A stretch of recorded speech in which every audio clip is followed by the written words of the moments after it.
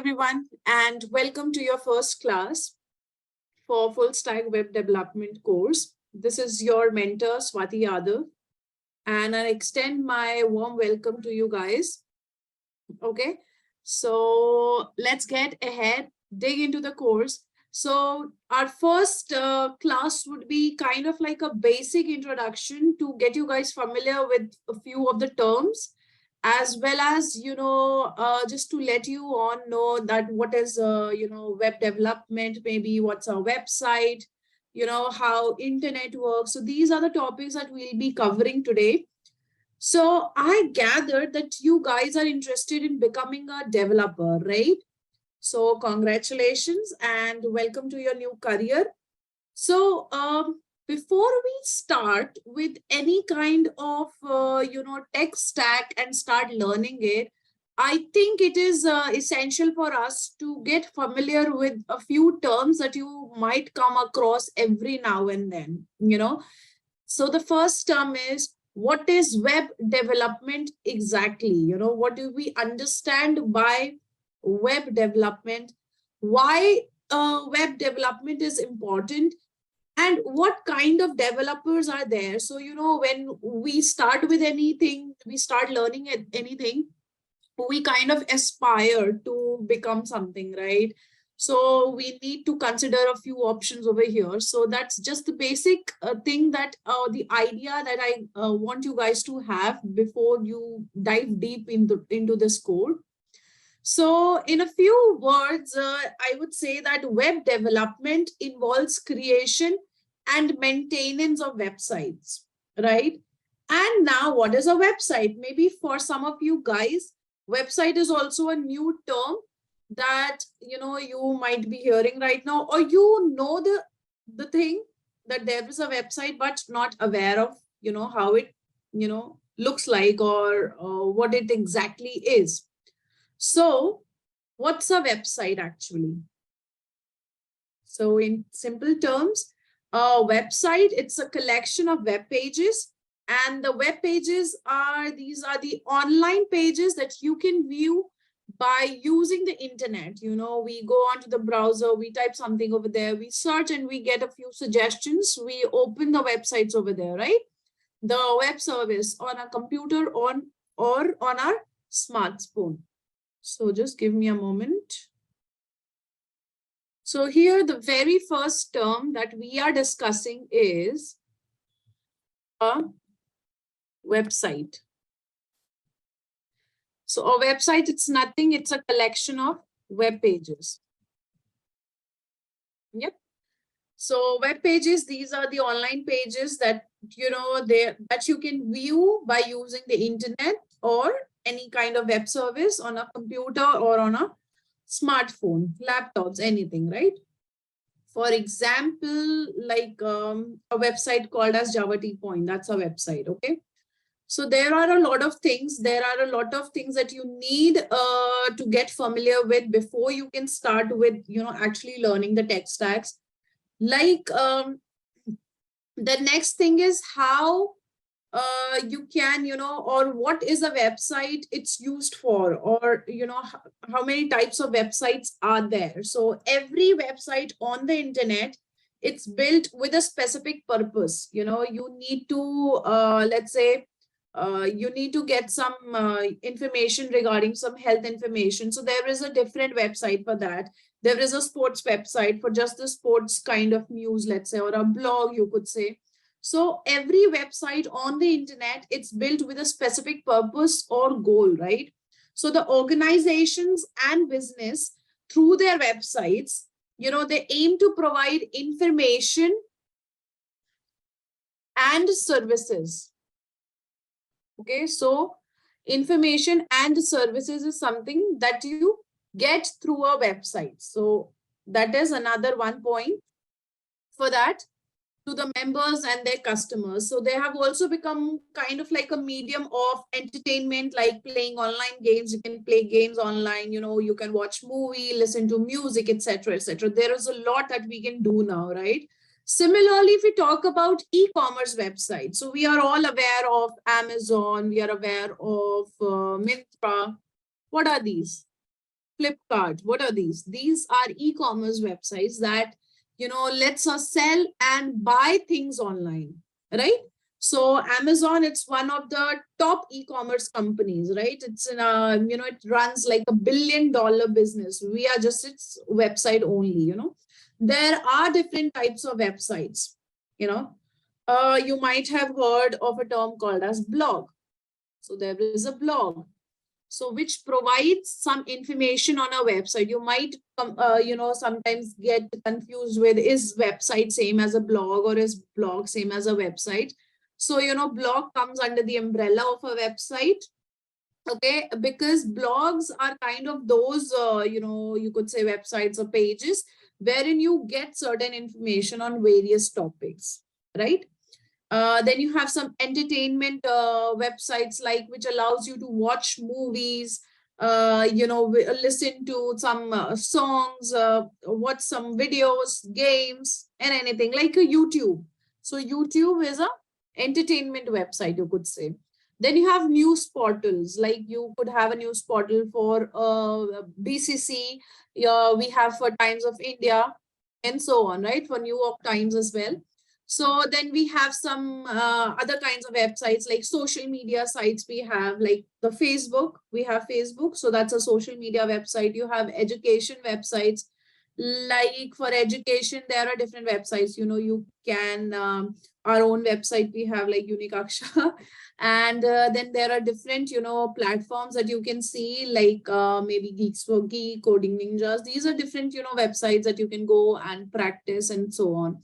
You have government websites. We have government websites, NICU, etc. So they provide different types of, information and services, and saves a great deal of time to, maybe resolve a queries, put some complaints online, and for that all purpose, you can simply do that. We have search engine sites as well, like google.com, like bing.com, and so on, right? So that is what, basically a website means. When now coming back to web development, what is the web development? So web development is just wherein you are trying to, build websites, you're trying to build the web apps, and trying to maintain it. So that's the whole process. There is a whole process involved for web development as well. So there are two types or two terms that you might have heard. One is front end and back end, right? What we'll be studying here in the course, that is full stack web development. That means we are combining front end and back end together, and we are going to be a full stack web developers. But there are two terms that you can distinguish, okay, which is front end and back end developers. Now, if you are even new to web development, you've probably heard these terms, right? These are all over the market, I'm a front end developer, I'm a back end developer, I'm a full stack developer. So front end development has to do with the interface, what we see in front of a screen, right? Right now on your screen, what do you see? That's the work of a front end, the designing part, the user interaction, that is being done by the front end developers. They create everything you see on a web page, including they give the colors, their layouts, the navigation and everything. Now, back-end developers, on the other hand, we have front end and back end. Okay, so now back-end development has to do with a part of the website that we can't see, that is not visible to us. So particularly how website information is stored, how that information is stored, how that information, whatever is coming through that website, is being processed and, retrieved and is utilized in the whole, whatever application you've created. That is the work of the backend, So when you access a web page in your browser, you're essentially requesting to see a file which is stored on a server. Okay? So there is something called as client servers as well. So client is you, who request any resource, who wants to take a look at any website, is demanding for any picture, let's say, or kind of like those videos. So you're a client, the machine is a client on which you're trying to access that. The server is the one where that information is stored, and you're just trying to retrieve that from there. So when you load a web page for the first time, or you sign into a website with the username and password that you have, it's backend developers' work who make it possible to access that website information efficiently and securely. Okay, so that's the part of the backend that lets you, that's the person who is responsible, that lets you interact with it, that lets you do the work that you wanted to do. Front end is responsible for what you will be seeing on the screen. If you click some buttons, if you open the website, that is the front end. Okay, so now this is the basic of web development. Okay, so what is the whole process of web development is that, suppose that there is a client, there is a new client that you have. Now, this is the process of developing any, application or any website that you need to be aware of. You could say that, you might have heard of a term called as software development life cycle. I'm not getting much into that, but just a general terms that you should be aware, right? So suppose that there is a client, that needs a website and has asked you, has given you the work to develop one. Now, where do you start? Someone comes in and say, hey, Swati, I need a website. I need a school website, right? They just tell you that. Okay, just excuse me for a moment. Right. So they come in and they say that, Swati, I need a school website, and create one for me. Fine. Now, is that enough for me that someone comes and tell me create a website and I get started with it? What do you guys think? Is it enough? No, right? No. So the process, it's a whole process which involves the web development. Okay, so whether you are creating a website or any web application with a team of 3 or even 300, web development tends to follow some of the following steps, which I'm going to tell you now. That is, the first step is the information gathering. You need to gather some information, So the first step which comes, or you could say that this is also called as requirement gathering. You might heard or hear this term called as requirement gathering or information gathering. Okay. So it includes addressing internal factors like, what's the sole purpose of your whole, website development? You are trying to develop a website. Why do you need one, right? What are the external factors which are involved in that? Like information about the target audience, who will be the audience, right, for whom you're trying to create. Now, if I ask you to create a school website, that's not enough, right? I need to know who will be interacting with that.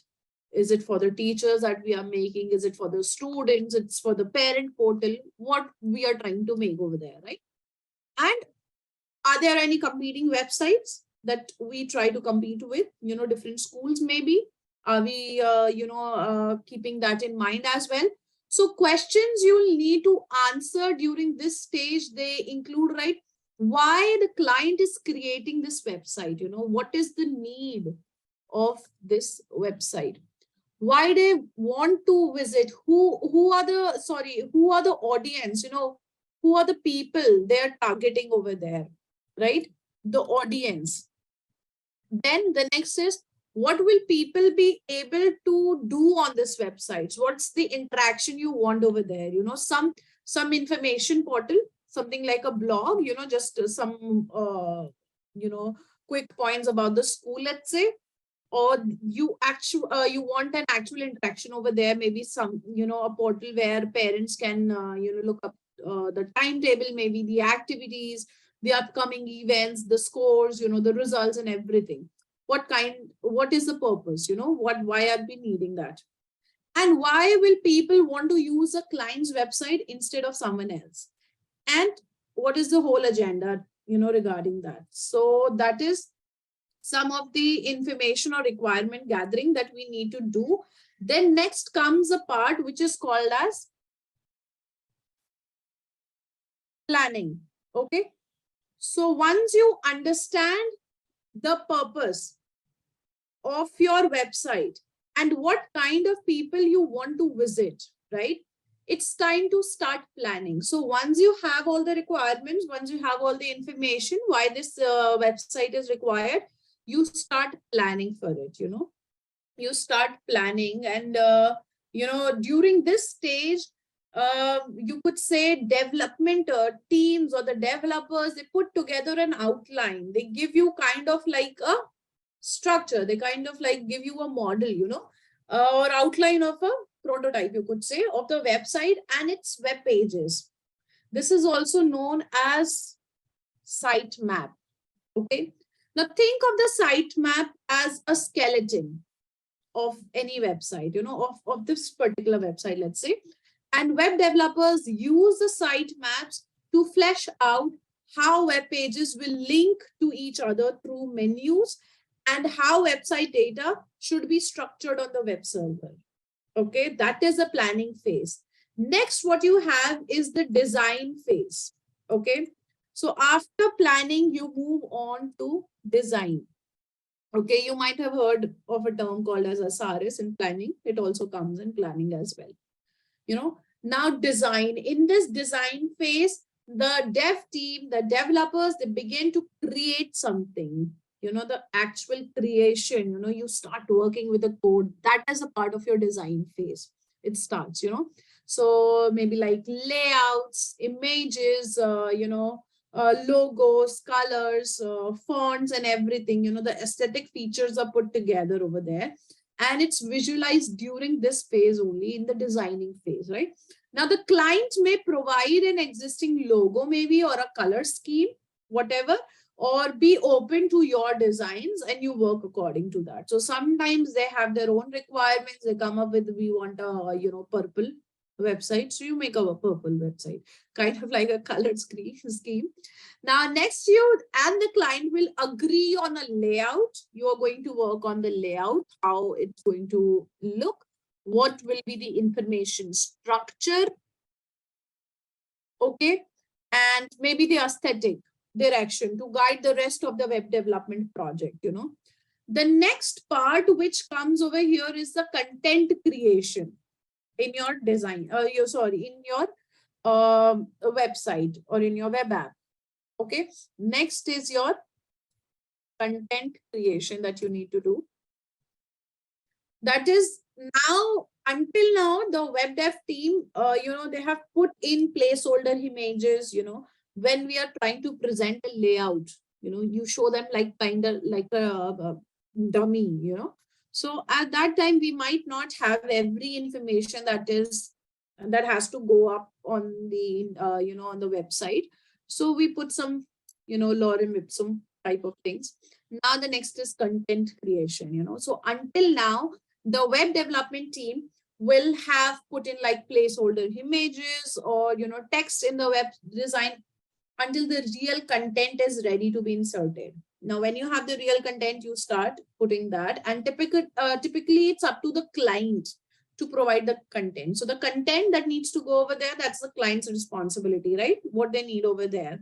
So, and because content creation can be done throughout the rest of the web development process, the content should be ready as soon as the design phase is finished. So as soon as you're finished designing the whole website, the web app, your content should be ready so that it can go up on the website. So at this point, the web development team may work with the client closely to adjust maybe like the word count and the content placement and the character limits for maybe menus, and to ensure that the images and videos, or they all look full size. They are not maybe kind of going all over the place, or they are not pixelated, and so on. Okay, then the next part which comes is coding. So in designing, you use the design tools. Now you will come to coding. So once the website design and the content are finalized, it's time to start coding for it. Okay. So at this point, both front end and the backend developers, they are going to work to turn the website design on paper or something which is, not so concrete, into a working reality that functions within a browser, So the coding process itself, it depends on the size of the project, that you're trying to work, the design approach of the development team.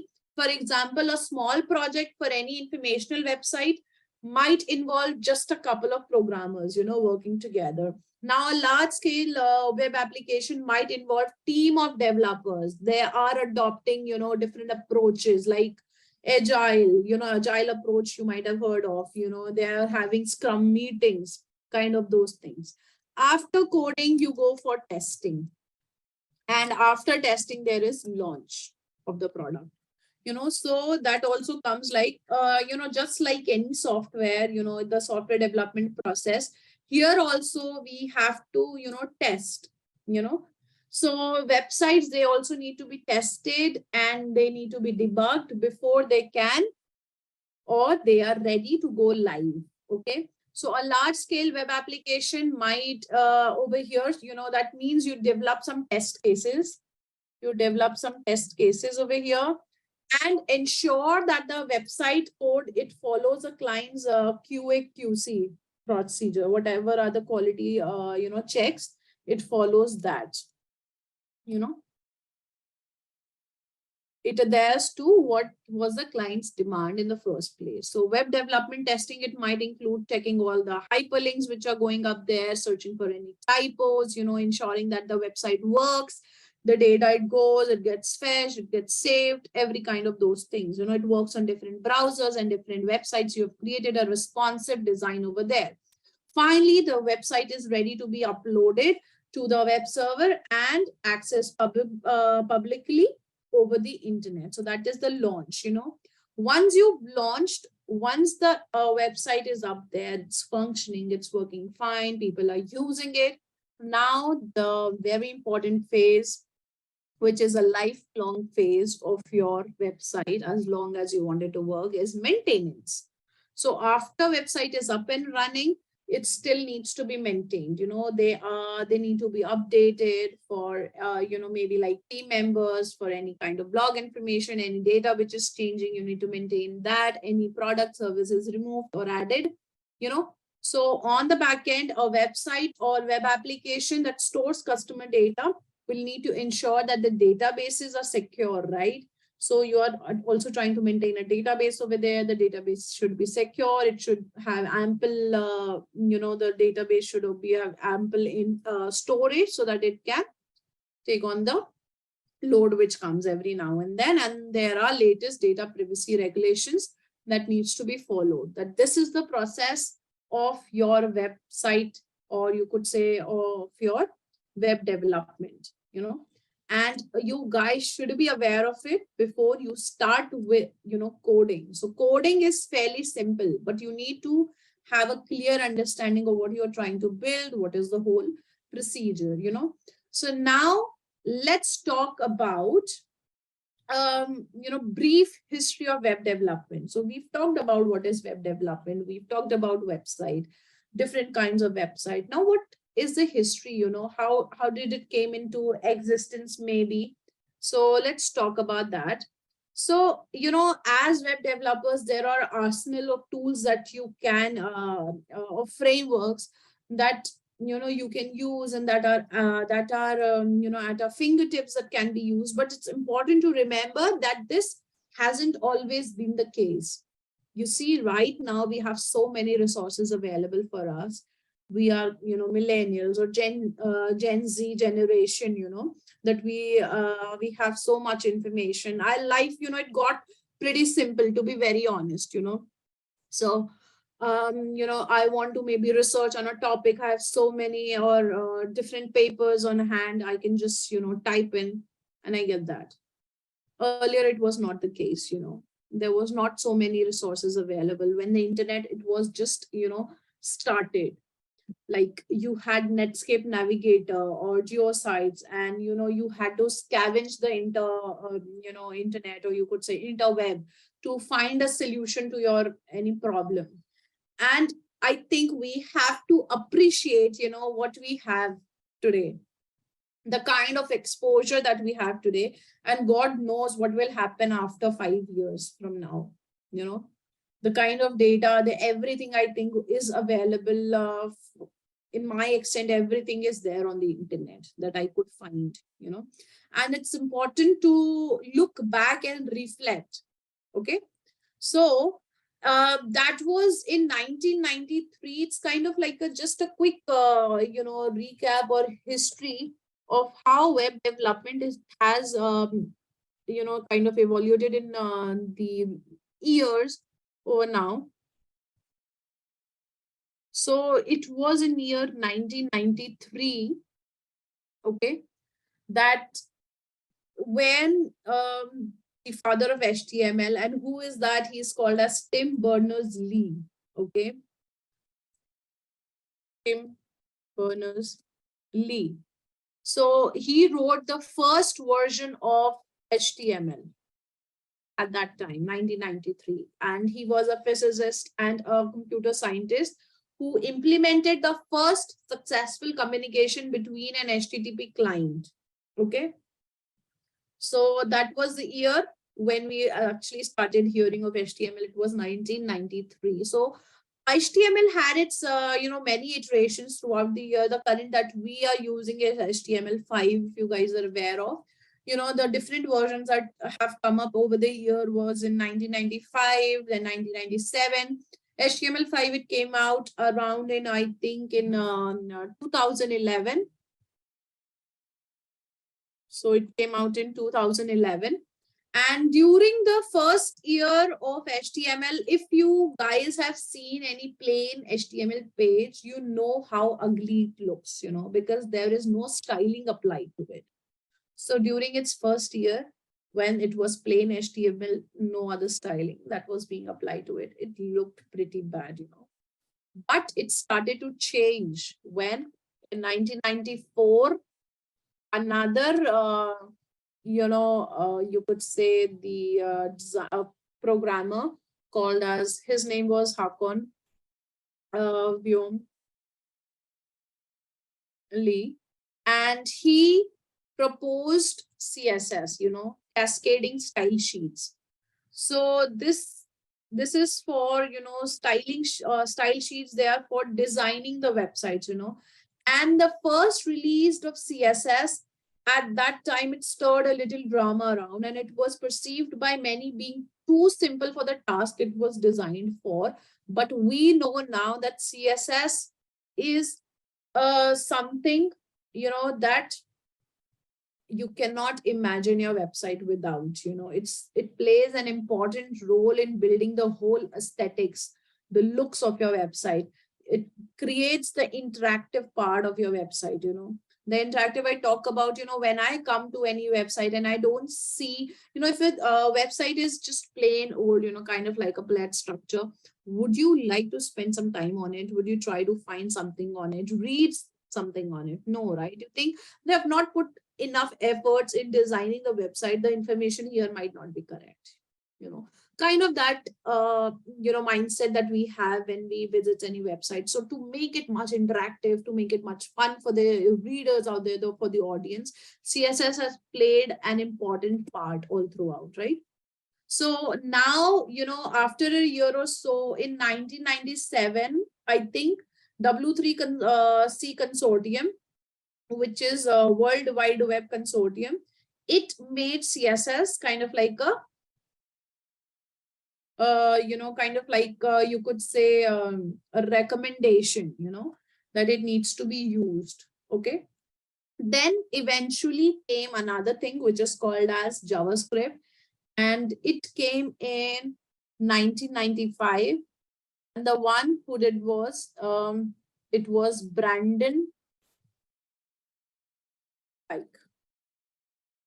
He brought, or he's the father of, JavaScript. And what's JavaScript now? So we'll get into the details of JavaScript, in another class, but it's the, for the server side scripting and for the client side scripting, we use JavaScript. For all the functionality, we need JavaScript for that. Okay. So this is a short history of solid foundations of HTML, CSS, and JavaScript. Of course, these languages alone, you could say they cannot do much, and for that, there is a lot that we need to learn all throughout a course, you know.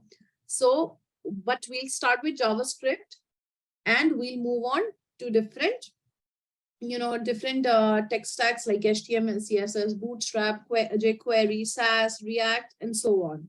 Okay. So if you have got, if you guys have any questions, please feel free to raise your hands, put it in Q&As. I see that you guys are not interacting over here. So I really want to move forward. So if you have a question, please put it down there. Okay. So now the last topic for our today's session is how do websites work? That is again something that we need to know, right? As we'll be, web developers now. So before you begin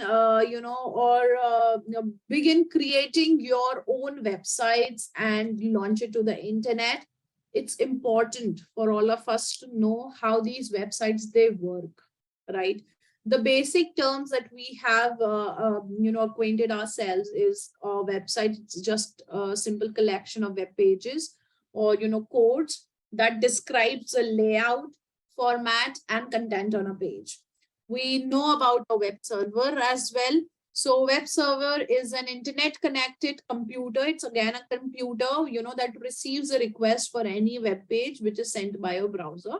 It might be hosting your website that you're trying to access.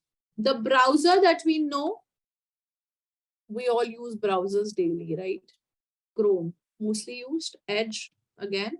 So the browser, it connects your computer to the server through an IP address. There is an IP address as well. And the IP address is obtained by translating the domain name.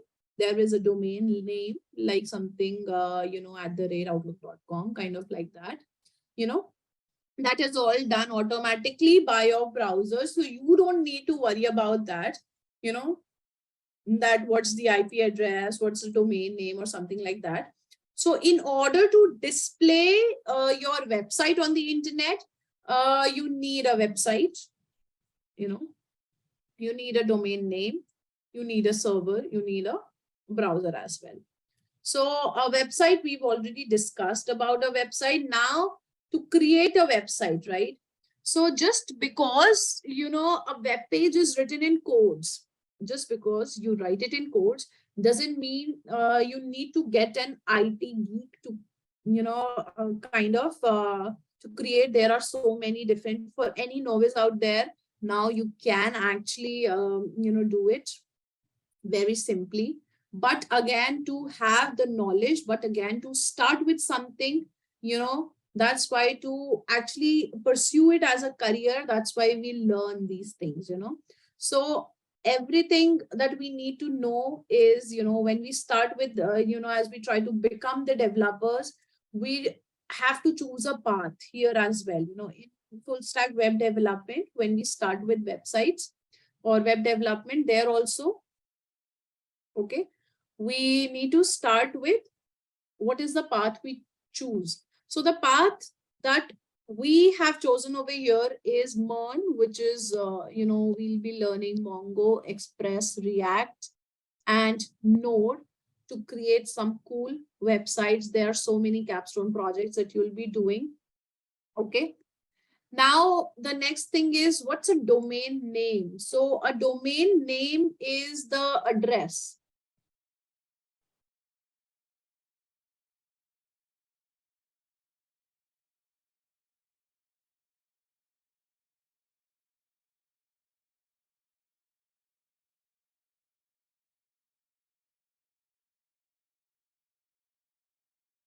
So we are talking about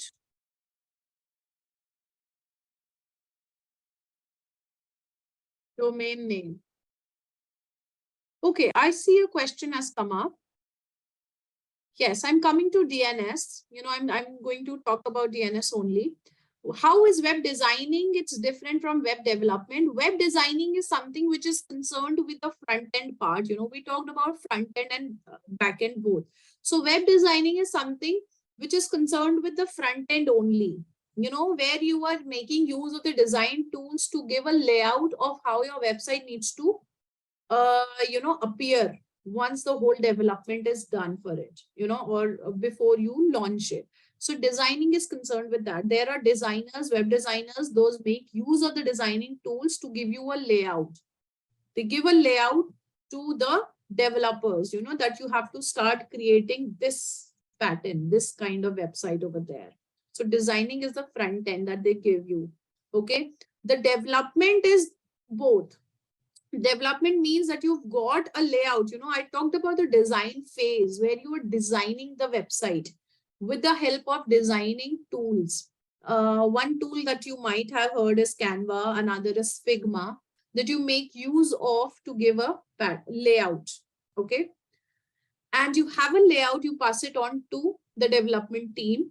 Now the development team will put that layout in action. They are going to start designing the front end. Now they actually start coding that. So that is a part of web development when you start coding for it. You will be making use of HTML, CSS, React, JS to design that. You are going to add some backend into it as well. So that is the difference between web designing and web development. I have also covered what is a blog and a website. So website is just a basic, it's a collection of, web pages, and that can be informational, entertainment, any kind of thing that you're trying to make, maybe like an social site, social media website that you have.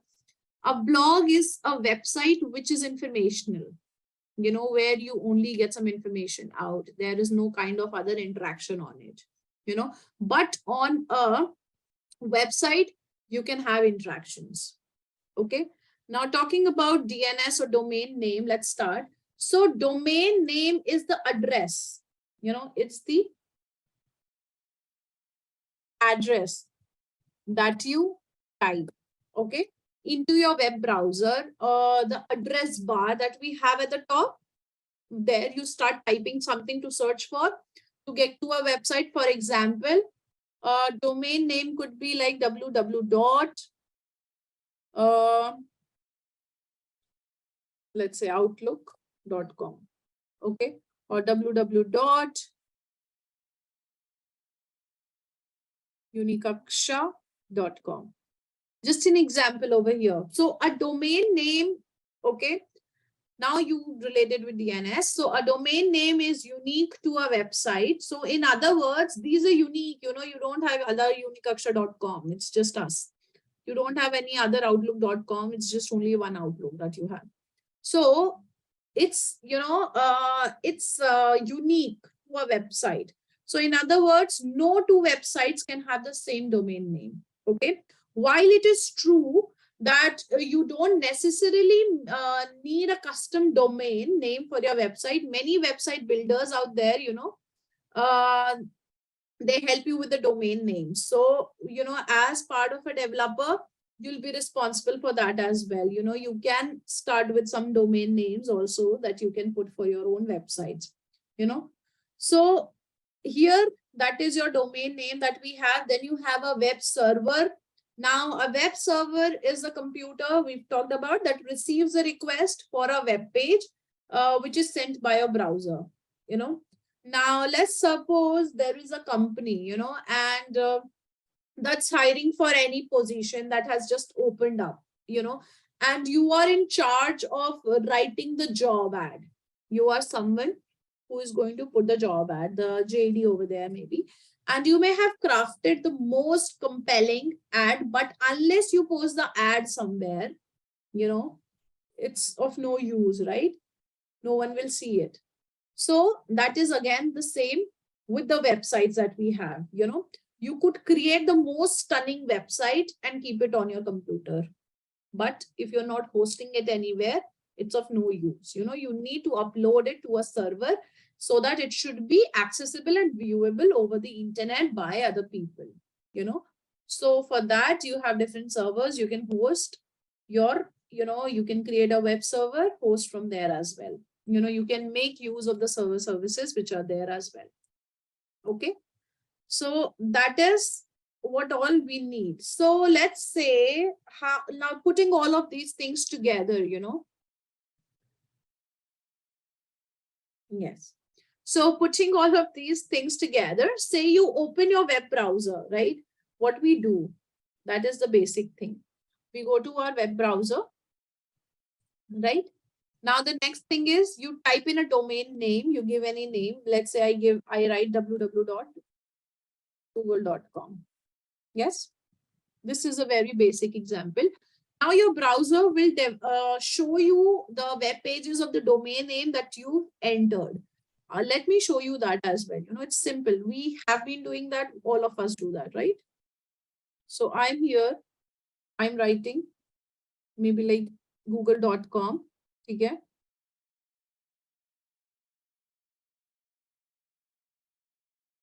So I've got Google over here, right? That's right. Just Google. You'll see plenty of pages which have come up, right?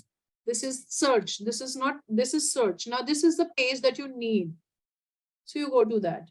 But have you wondered how the web browser, it knows what information to display over here? I'm just writing Google, right? And I got the Google. But how does it know that it has to display those things? So each website will have a website address, right? So each website, they have a website address. Coming back to whiteboard. So there is a website address for each website. Okay. Now each domain name is tied. So you have a domain name and the domain name is tied to the IP address. So we have IP address also, and each domain name is tied to this IP address that we have. Okay. Of the web server where it resides. So let's say the google.com, where does it reside? It's tied to that particular IP address, or that is the web servers. Okay. So IP address, they are managed and tracked via DNS, which is domain name server. Okay. So DNS, it works very similarly to something like, let's say a contacts app on our mobile phone. We have contacts app, we have contacts, all the contacts are there. You open up your contact app, right? You type in the person name and your mobile phone, it returns with the person's phone number, whatever the information it saves for that, right?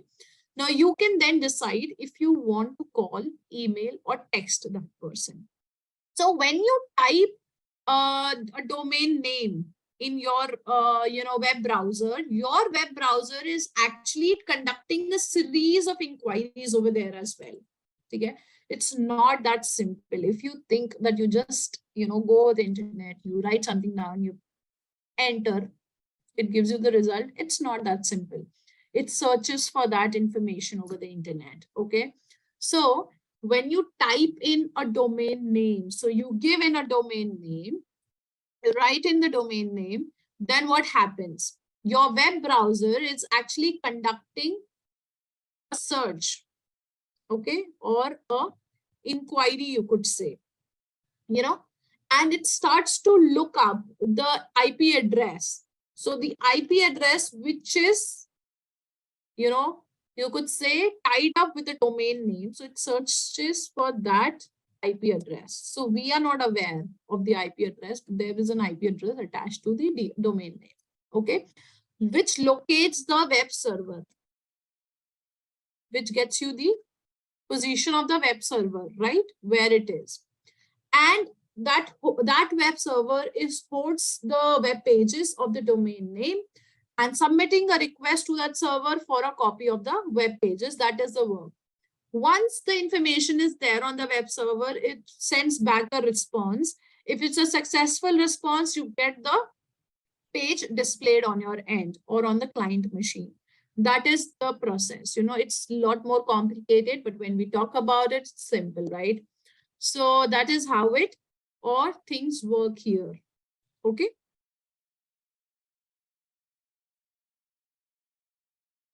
So now let's take a couple of questions. So the first is, I've been asked what is web hosting, right? I have think means I think that I've already tried to cover this point. It's but still it's for the sake that to get you guys started. What is web hosting? Anyone? If any one of you can think and just let me know.